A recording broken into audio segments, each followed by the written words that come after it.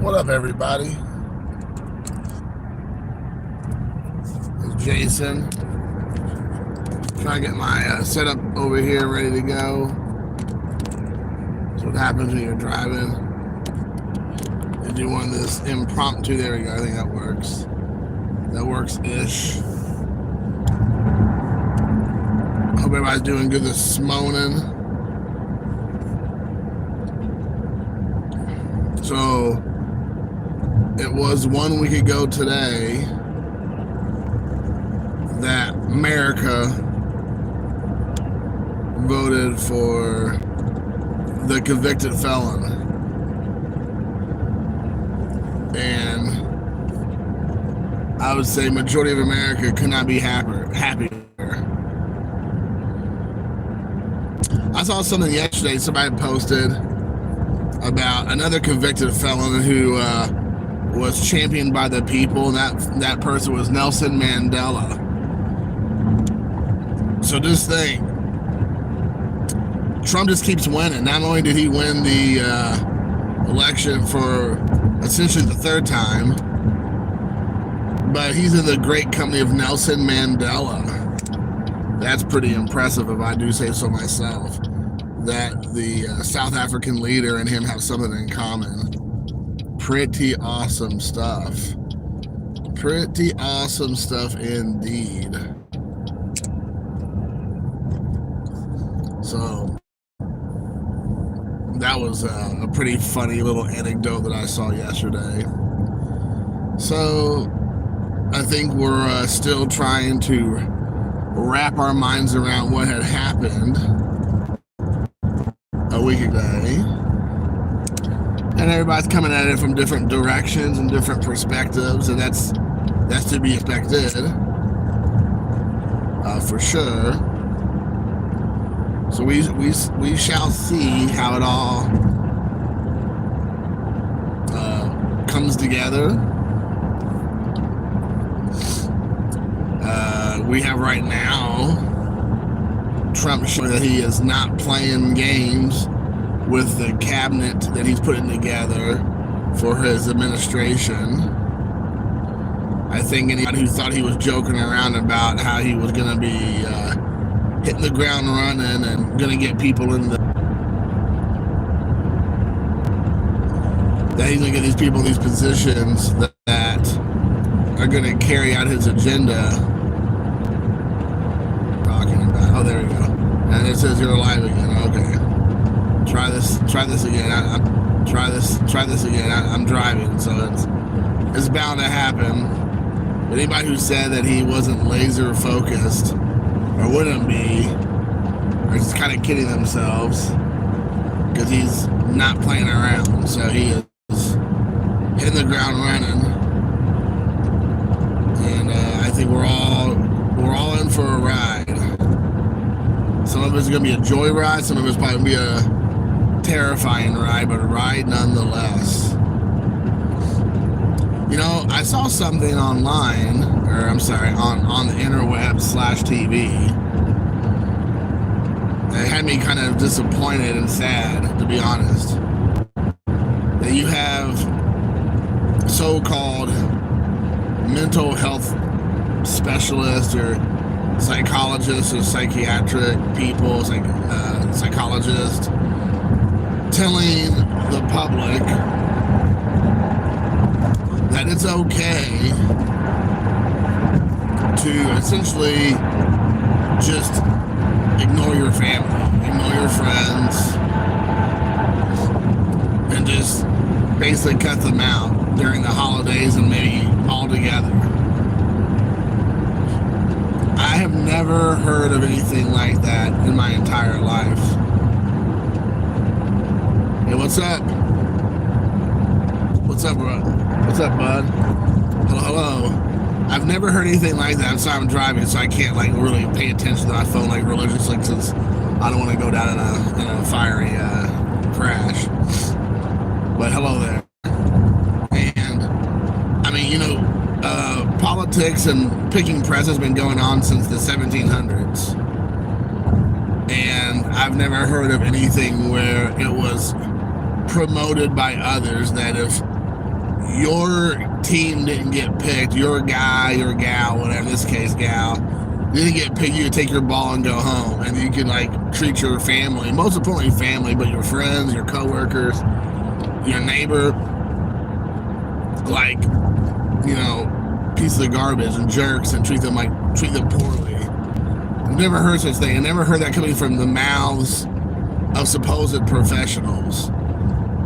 Now, I understand if somebody was rubbing it in your face. I get that. I mean, that's no one wants to deal with that. That goes back to like a sports analogy.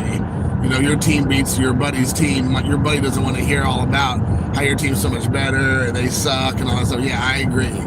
But if it's just the fact that you know that those people, family members, friends, whatever, hey, what's up? Supported the other person, and your guy or gal didn't win, that doesn't mean that you should just dip out on them or not uninvite them to holiday get-togethers, Thanksgiving, Christmas, whatever, Hanukkah, Kwanzaa, whatever it is that you celebrate, winter solace or whatever, right? Whatever it is. I just think that's just such a poor attitude to have, and it's just not healthy. I mean, tell me how that is healthy. And again, if somebody's giving you a hard time to get, hard way to go, and like puts it in your face, then yeah, I get that.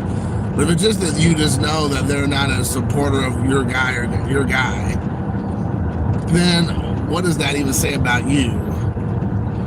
Like, I was prepared to walk the Green Mile into my office if Trump didn't win. Because I know most of my coworkers, if not all of them, know that I'm a conservative Christian guy that tends to vote Republican mostly, because right now that's the only party that actually has their head on straight.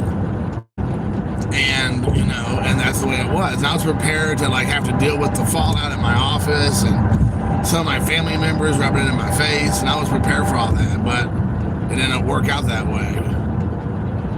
But I went to my office on Wednesday and didn't say anything. I didn't rub it in anybody's face. I had some pleasant conversations actually, which was nice. There was some coming to Jesus moments, nothing to do with me, but just hearing the conversation being had in other parts of the office. But you know, I think at the end of the day, you should never like shriek away into a corner and just like disappear. It's not healthy. It's not mentally healthy for you. It's not physically healthy for you. It's important to be around other people. I mean, we are built to be. We as humans are built to have community and communion with one another. We're not to be solitary individuals, right? It's not how we are built. So I think it's very important that even though things didn't go the way you wanted them to, that you don't lose that connection with community. And it's important to be able to break bread with one another. I think it's so important for that. For sure. Right. Also correct. You should not drink and drive. This is also a good observation. Luckily, I've never have drank and drive. I've never been drunk behind the wheel of a car, and I don't plan on it at 6:15 in the morning, heading into my job to be drinking. So, luckily for me, I'm gonna have all those bases covered. But thanks for the heads up.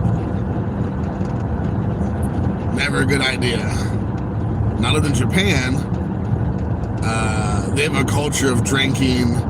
Like public intoxication is a thing, big time, and they have all kinds of ways to make sure that you don't drive and drink. In Japan, it's serious business if you drink and drive. In America, it is to a degree, but it's like somehow it can also be a little slap on the wrist. But in Japan, it's like a ruin your life, for sure. But yes, yeah, it's never a good idea. No, I understand you're joking. Hopefully, no one's dumb enough to, well, never mind, that's probably, scratch that.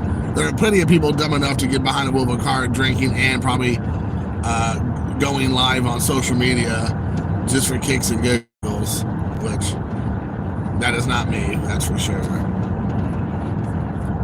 But anyway, so yeah, I just thought, it's important to still have that community around you and have that community of being there together, even if things didn't go your way. And we'll have to see how things go. We'll have to see how things everything shakes out. I am not in Japan right now. I used to live in Japan. I'm actually living in my home state of Indiana. So I'm heading into work, and so we'll see. But, putting everything together, I found it to be interesting as the conversations are being had right now in the American political sphere about what happens next, right? What happens next? Well, it looks like Trump, as he tried to do the first time around, which he met with a lot of resistance, this time will not be the case, it looks like. He is hitting the ground running with his agenda that he said he was going to do, making America energy independent, making them closing the border down, doing deportations, making America as a country respected around the world, trying to end wars, trying to bring people to the table to get things accomplished as far as like ending other wars that we don't want to be involved in and don't want others to be involved in. It looks like he is trying to build that coalition out of the gate, so that'll be good. I think the loss of life, no matter what, is terrible. And if he can do it either through power, through strength, through persuasion, through tariffs, through whatever, and it gets people to stop killing each other, that's a good thing. Whenever that turned into a bad thing, I do not know. But we somehow have got it twisted in this country that by threatening taking away other countries' toys and money and everything else to get them to stop killing each other is a bad thing. I don't know. But I'm always for life versus lack of life, especially innocent life. So we'll see. I mean, it looks like in the last just week now that things are already going to start calming down in other parts of the world.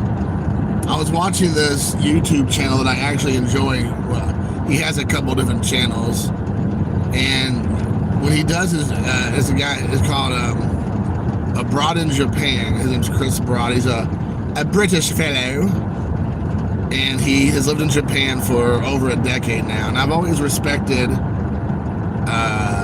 his view as a foreigner living in another country, of course, Japan, and talking about it from that perspective, because I can relate in a lot of ways. And I think he's very astute.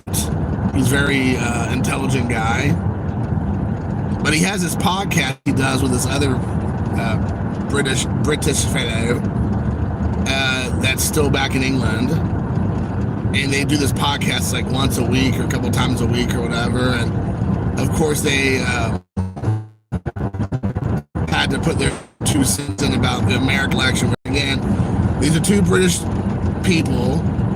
One lives in England, the other one lives in Japan. Neither one of them are Americans or know much about American politics. Though you would believe they believe, or though they let you on to believe that they have some sort of knowledge, like inside track about American politics and the world politics from America's perspective. And I was watching them talk yesterday, and it was just painful to hear. That's like me talking about the King of England now and about their policies with the Prime Minister, or Japan's inner workings of their Prime Minister and their parliament in Japan. It'd be laughable for me to discuss that in any real way. And hearing them discuss about it just makes me just scratch my head and go, how ignorant are people really about that kind of thing? But it makes me believe, because our media in America, which is disseminated around the world and gets fed into these other countries, and these people, of course, consume said media, that, that they're only regurgitating the talking points and the fear-mongering that American media, legacy media, has discussed for the better part of a decade now and ramped up in the last couple of years involving old Trumpy. And so talk about it was this, painful and yet also very sad, because they were coming across almost like they knew what they were talking about, which they did not.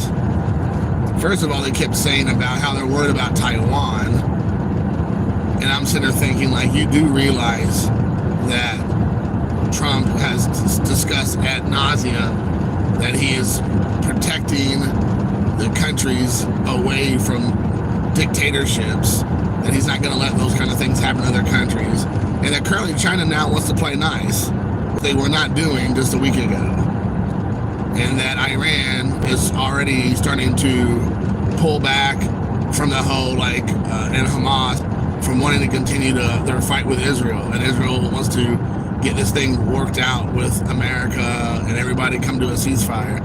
And he's already discussing things with the Ukraine president, and I don't know if he's talked to the Russian president, but it sounds like that's on the horizon as well. And and he's not even in the office yet, and things are already starting to cool off. So it just tells you, the media that we send out to around the world obviously have things twisted. Now, I have a lot of friends in Japan still, and most of them, they think, again, because of the media, is that Trump is going around talking about rounding up legal immigrants that are here legally in America. Of course, that is not true.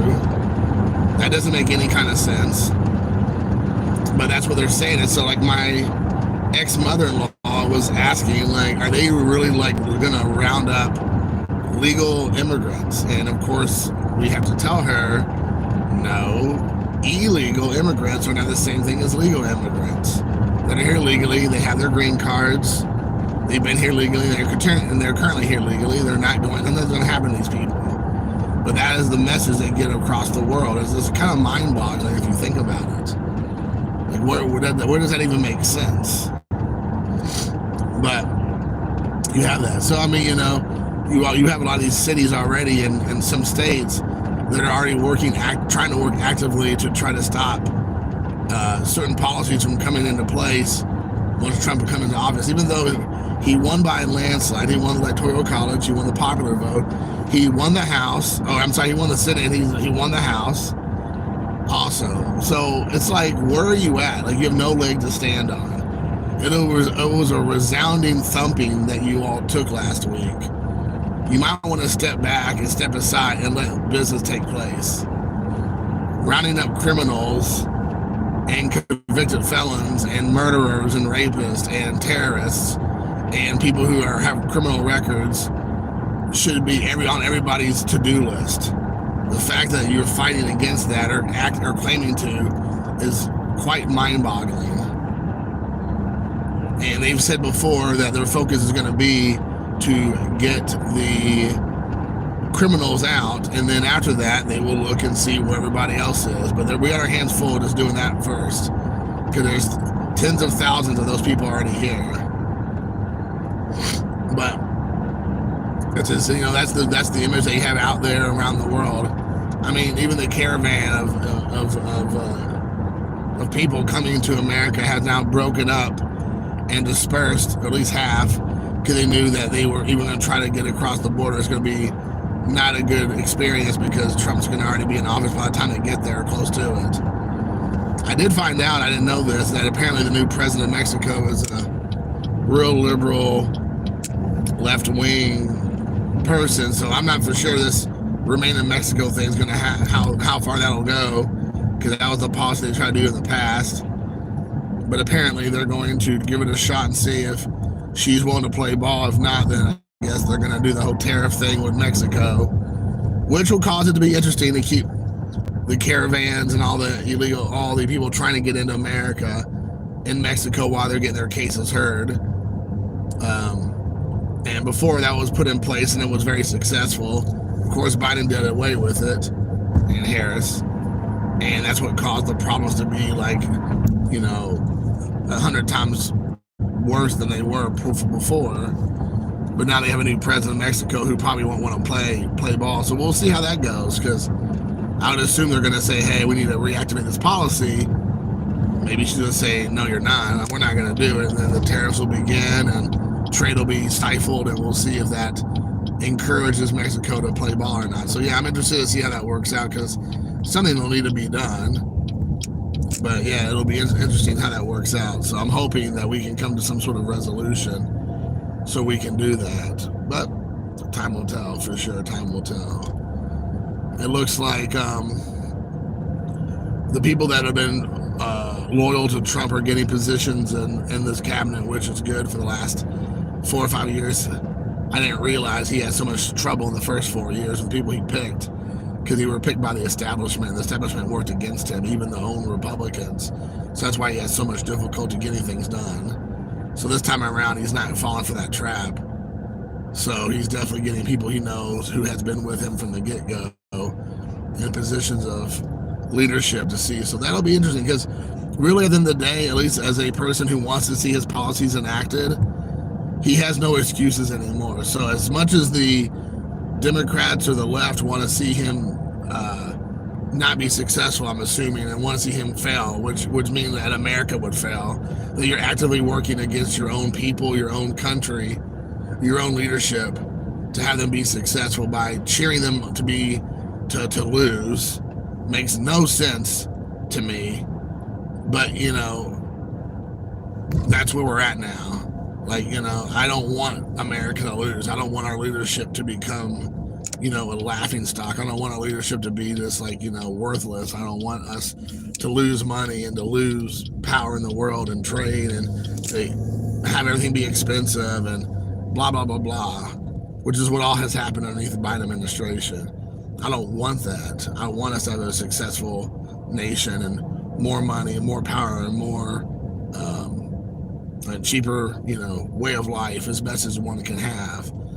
And so I don't know why people would actively work against that, but that's where we're at now, that they actually want to see him fail. And so I'm interested to see now that Trump will have essentially no roadblocks for the most part. I mean, of course, there's always things that will come up, but as the things that go currently, should have no real roadblocks stopping him from being able to move his agenda along now that he has both the House and the Senate. And there's no excuses. So he needs to make sure he carries through on everything he said he was going to do, or else it's not, or else he's going to push the Republicans back. And then after his 4 years in office, it will be another Democrat will be in charge, because we're all going to be pissed if things don't get done that he said he's going to do. And he's already showing that he's serious about getting those things done. So we are all cautiously optimistic that this is now going to be heading in the right direction. So time will tell again, like I said. But I will be interested to see how it all shakes out. But, you know, it's just one of those things. I mean, I have to say that as somebody who's experienced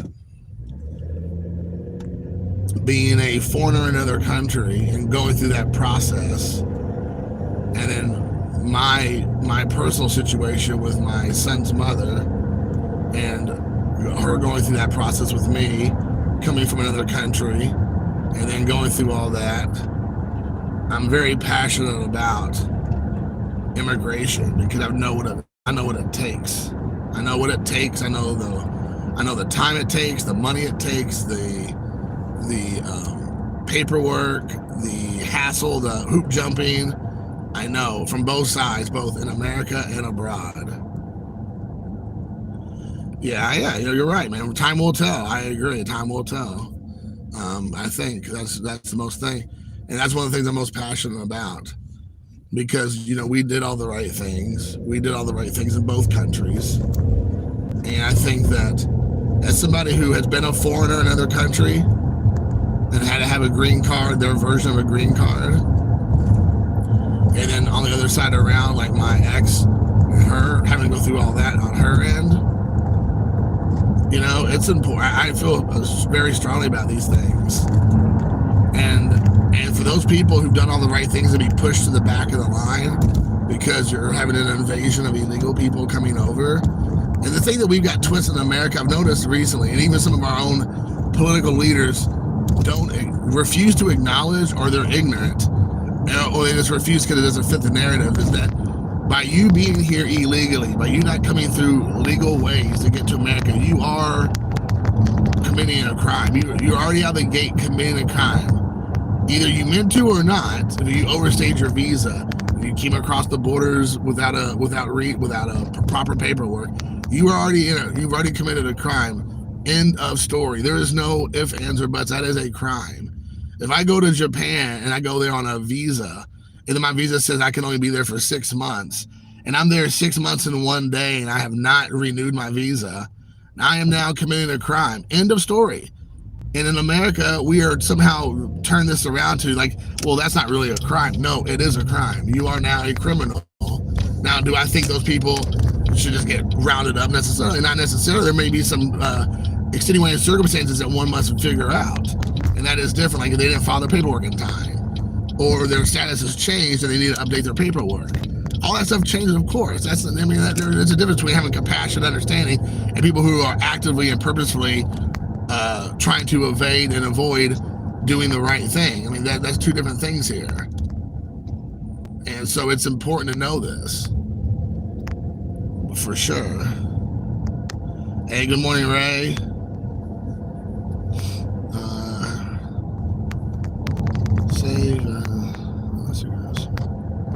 Yeah, I do too. I'm a big fan of, him being safe, obviously. I think that, they said this past week that Iran had sent over some sort of assassination squad or something. They already arrested one of the people. There might be another or more that hasn't been arrested. And this is what I'm talking about. Like, all these people are getting over to America and they're not being vetted. These people are coming over here illegally or coming over underneath a guise of something else, and they're looking to do terrible things. And this current administration just letting anybody and everybody know. They said that there's thousands that they're aware of terrorists that are inside of America now from other parts of the world. And they're not from Mexico. They're from other parts of the world who's coming here through Mexico. So that should tell you why you should be concerned. They're not here just looking to do harm to just political figures, looking to do harm to us as Americans, our way of life. The fact that we have so many people who actively don't want to see a border that is secured and knowing who actually is here, that is like opening your door. Just be honest with me. Opening your door and letting anyone and everyone come into your house. Do you feel safe about that? You don't know anything about these people? Do you want those people to come into your home when you have a family, you have children, you have infants, you have your grandparents, your mom and dad, whatever, and you just leave your door wide open as anybody and everybody comes through and they just come up and take up shop there? Do you feel like that is safe? Do you feel safe? Do you go to sleep like a baby knowing that anyone and anybody can just come in through your home? Well, that is exactly what's happening right now. That's exactly what is happening. That we have no idea who these people are, and they just come in here. And it's not like little Billy and little Sally and all them coming across. No, this is not. These are, generally speaking, predominantly military-age men coming through. And everybody wants to make it sound like it's always the extreme scenarios. It's always the extreme cases that they try to like highlight. Of course, you have some people that are, in terrible situations, but that's not America's problem. Just because you come from poverty, we got plenty of poverty in America. Just because you have a situation with leadership that you don't agree with, well, heck, look around right now. We have tons of leadership that people don't agree with. These Americans are not leaving America and asking for refuge in Canada or Australia, New Zealand, or, Scotland or wherever. They're still here. They're not leaving as political refugees. This is so ridiculous that we come up with all these excuses for bad behavior and poor choices. It's just absolutely ridiculous. And the thing is that we have nobody to blame but ourselves, because we haven't had enough adults in the room to tell all these children that enough's enough. And I sure hope that this current administration finally puts on the big boy pants and say, we're not playing these games anymore.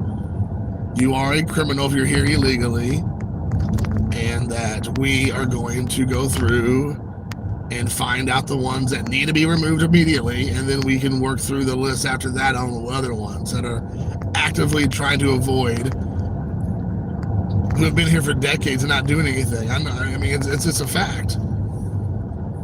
It's mind-boggling. Like, I've heard stories that are people who've been here for 30, 40, 50 years, and they're all here illegally. Like, but how do they live here for that long? How they don't even speak the language, and they're here illegally. They don't speak the language, and it's like, well, what kind of job do you have? What have you been doing for the last 40 or 50 years, 30 years? Because I know I can tell you this much: if I lived in Asia like I did, I don't think I could live there for 30 or 40 years and not speak the language, be there illegally, apparently live somewhat of an uncomfortable life, and then not expect to not get caught eventually and get in trouble for that. Like, I mean, it just doesn't make sense. Like, what are we doing here? It's mind-boggling. So yeah, I mean, I think there's gonna be like a big come to Jesus moment here in the coming months and years about what's going on, and we'll just figure it out. You know, the big thing for me, again, at the end of the day is that I know I want to feel safe. I want my child to have a safe country. I want my son to have a safe, and a fair shake at life. I want him to, be able to be comfortable as much as he can be and be protected as much as he can be. And I think that's what every parent wants. Every parent wants the best for their child. They want them the best start in life. I mean, it's silly to even say anything otherwise. So I hope that, we figure this out, and we'll hopefully have some sort of outcome here in the coming weeks and months of what that might look like. So we will see. I don't know. I think that every parent wants the best for their kids. You want your kids to be safe. You want your kids to be well taken care of. You want your kids to be able to have a good start in life. And that can't happen if we currently have everything super expensive. They can't be freely walking around on college campuses without worrying about, like, if you don't agree with their policies and politics there, something's going to happen to them. They don't feel safe. I feel like these things are just like basic everyday things that you would want for your child and that you want for yourself. I don't feel like none of these things are like inappropriate requests, right? Yeah, El Salvador. Yep, exactly. I mean, there's a lot of countries now all of a sudden changing their tunes. We'll see. I think once you establish, again, I mean, it's all easy to say right now because we really don't know and until the next couple of months and years and things, how things will start like shaking out, because you can't expect everything to be changed overnight. You can't expect, especially with the way it is in American politics. Trump's not even in office yet, and if there's a way to slow him down and to try to cripple his agenda, you best believe the Democrats are going to be working full speed to do so, even if it's like the whole like to cut off your nose and spite your face, the kind of mentality, which is what they're going to exactly do, which is mind-boggling. But it is what it is. We'll see how it goes. But I saw this morning that the Indonesian president's on his way to visit with Biden, but he stopped to either call or come by or visit with Trump because he knows what's up. And so that's good. That's what we want to hear. I've heard in Japan already they're trying to make sure, because in Japan they don't really care about American politics. All they care about, like with most politics around the world, is as long as their way of life isn't ruined, and it won't be as long as they play ball. But I mean, Japan is one of those countries where Japan buys Japan, Japan supports Japan. They put Japan in front of everybody else, which is fine. That's good. You support your own companies and your own brands above everybody else. I think that's something America has refused to do, because America's like, I can buy American and pay a few dollars more, or I can buy something from China at less quality and inferior product, but it's cheaper. I mean, American flags, for crying out loud, are made in Japan or China. It's crazy. If you go through a Walmart, 2/3 of their stuff's made in China. Americans don't have any pride in our products anymore. we rather buy cheap than buy quality or support American brands and American companies. And Japan has, so that's the reason why it's so expensive for American products to go to Japan, because the Japanese tariff the hell out of our stuff. And so that way the Japan just buys Japanese, which again, I don't blame them, but then that's what I'm saying is that America needs to do the same thing. It was like, okay, well, we're going to start, of course, when you bring your stuff over here, we're going to have to tariff it unless you bring down the tariffs for our stuff over there. So there's ways of doing it. America's always taking it on the chin from all these countries in Europe, of course, in Asia. And we moved away from supporting our own brands and having American manufacturing and being a thing. So it'll be interesting to see. I know, like I said, there was a lot of conversations being had, but nothing's been really made of it yet. So we'll see how much of this actually transpires and starts to actually come to fruition. But I know in Japan, they're starting to be worried a little bit because they're going to have to actually pay the piper. I've already watched a lot of their news and they're talking about it. So we'll see. I'm hoping that it's going to be something straight up easily to be managed and handled. Because, American manufacturing is pretty much giving up on a lot of electronics. Almost everything we buy now is from either Japan or Korea, South Korea. And I'm sure China to a lesser degree. So I don't know if we're going to get back into American manufacturing of electronic goods or not. But almost everybody owns either a Sony or a Samsung phone, TVs, physical media players. Toshiba's another one that's Japanese out there. So it'll be interesting to see. And then there's all the kind of low end Chinese products. So we'll see. Of course, there's 1,000 different, feels like any given day, Japanese and South Korean cars and car products, but American cars are don't even exist almost in their markets. So Fords and Chevys and GMCs and all that, you hardly ever see that in those countries. I can speak to that because I used to live there in both Korea and Japan, China, even to a degree.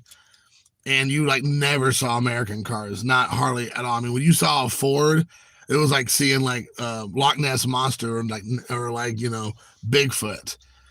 You knew that they're there, but you just couldn't prove it because you just heard whispers.